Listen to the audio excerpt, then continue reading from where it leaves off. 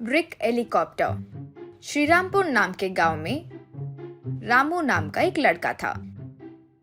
बेचारे उसके माता पिता नहीं होने के कारण उनके मामा गोकुल के पास ही रहता था। गोकुल रामू को तो अच्छे से देखता था, लेकिन उसकी पत्नी उमा को रामू बिल्कुल नहीं पसंद था। हमेशा उसे कुछ ना कुछ कहकर मारती रहती थी। एक दिन रामू और गोकुल का बेटा चेरी दोनों खेल रहे थे। अब उनके पास आकर उमा, रे रामू, तुम्हें कितनी बार बोली कि चेरी के साथ मत खेलो। वैसे पढ़ाई करने वाले बच्चे से तुम्हारी दोस्ती कहाँ हो सकती है। अब फिर कभी उसके साथ खेले तो तुम्हारी खैर नहीं। यूं बोली तो रामू वहाँ से रोते हुए चले गया।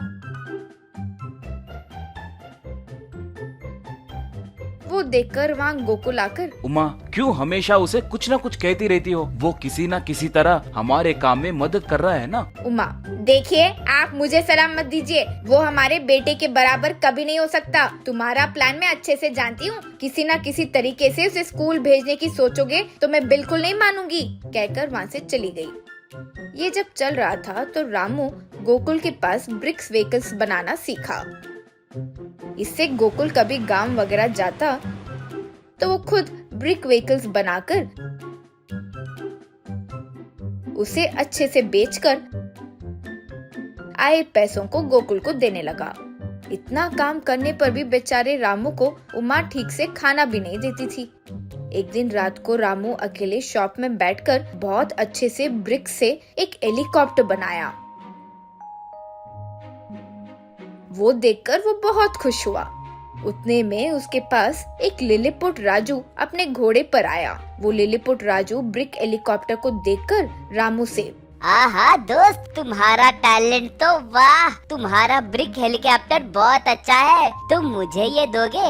उड़कर अपने गांव जाऊंगा। हमारे लोग सब देखते रह जाएंगे। यूं कहा रामू, तुम इतने छोटे से हो, बहुत अच्छे हो। तुम लिलीपुट हो क्या? लेकिन ये हेलीकॉप्टर ऊपर नहीं उड़ती है ना। ऊपर से ये दुकान मेरे मामा की है। मुझे उनसे पूछकर बताना पड़ेगा। मेरे हाथ में कुछ नहीं है, यूं कहा लिलीपुट। फ्रेंड, उसे उड़ाना मेरी जिम्मेदारी है। मैं देख लूंगा। तुम्हारे मामा को पूछकर बताओ, पैसे मैं दे दूंगा। वैसे तुम मुझे सिर्फ राजू कहकर बुलाओ। बस तुम्हें जब चाहिए तब 2 मिनट में वहाँ रहूंगा। हेलीकॉप्टर पूरा करने के बाद मुझे बताना, कहकर वहाँ से चले गया।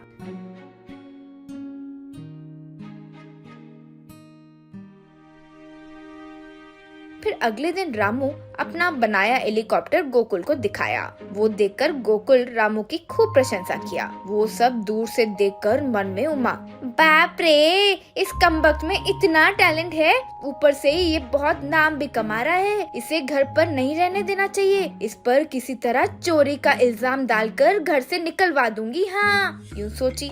फिर अगले दिन रामू के जानकारी के बगैर बेचारे उसके जेब में पैसे डालकर चोरी का इल्जाम उस पर डालकर उमा रामू को घर से निकलवा दी। गोकुल जितना भी कहा वो सुनी नहीं।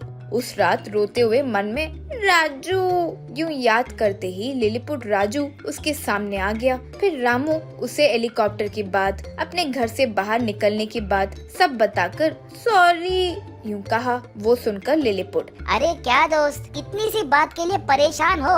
1 मिनट रुको, कहकर अपने मंत्र से ओम बीम फट यूं कहा। अब अचानक रामू का बनाया ब्रिक हेलीकॉप्टर हवा में उड़ते हुए उनके पास आकर रुकी। वो देखकर रामू आश्चर्य में पड़ गया। अब रामू से लिलीपुट, देखा फ्रेंड, मेरा मंत्र से कुछ भी चाहो वो पूरा हो जाता है। वैसे तुम्हें चोर साबित करने वाली तुम्हारी मामी है। वो सबसे फिक्र मत करो। चलो दोस्त, हम आराम से इस पर उड़ते हैं, यूं कहा। अब दोनों मिलकर ब्रिक हेलीकॉप्टर पर सारा गांव घूमने लगे।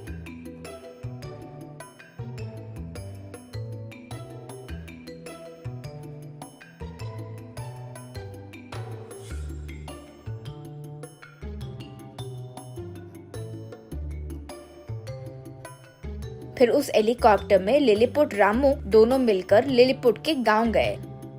उस हेलीकॉप्टर को देखकर सारे लिलीपुट तालियां बजाए। फिर उसके बाद लिलीपुट राजू रामू को खूब सारा सोना, हीरे, जेवरात सब देकर खुशी से रहने के लिए कहा। इससे खुश होकर रामू लिलीपुट को धन्यवाद कहकर वहाँ से चले गया।